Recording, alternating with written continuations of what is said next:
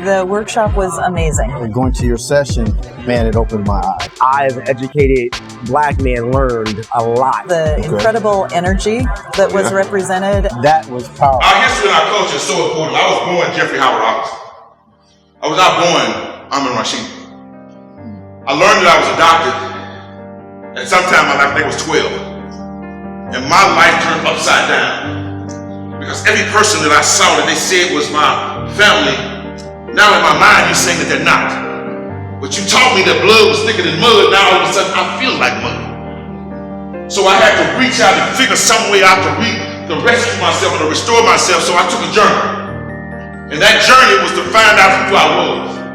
My name now is Amon Rashidi. My name means God has sent a new son to lead and teach a new generation. So every time you call me by my name, you remind me of my responsibility as a man. That's why I take away our young boys' street names. You ain't no Killer G. You ain't no gangster.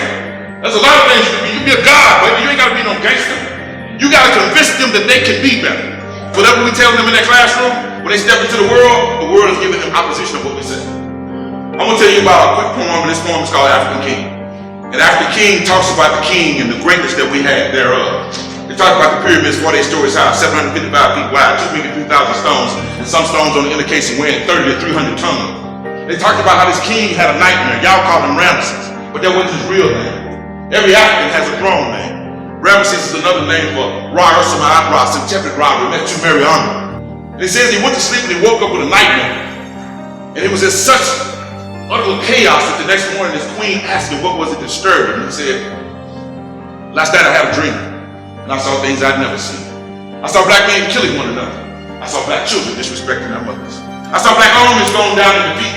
I saw black babies saying things even I would repeat. I saw the pyramid builders, one so wealthy and one so wise, not smoking crack and committing suicide. I saw an African queen being called a trick.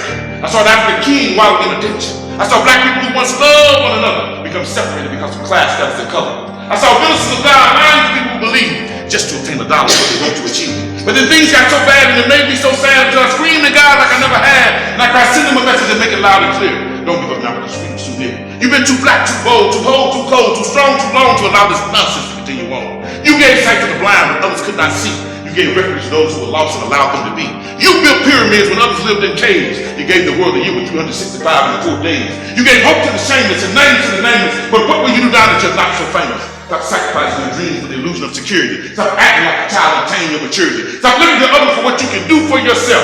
Just stop your ambition and take it off the shelf. Start living your life and stop waiting on death. Stop waiting on time, for there is no time left. For our God only helps those who will help themselves. Peace out.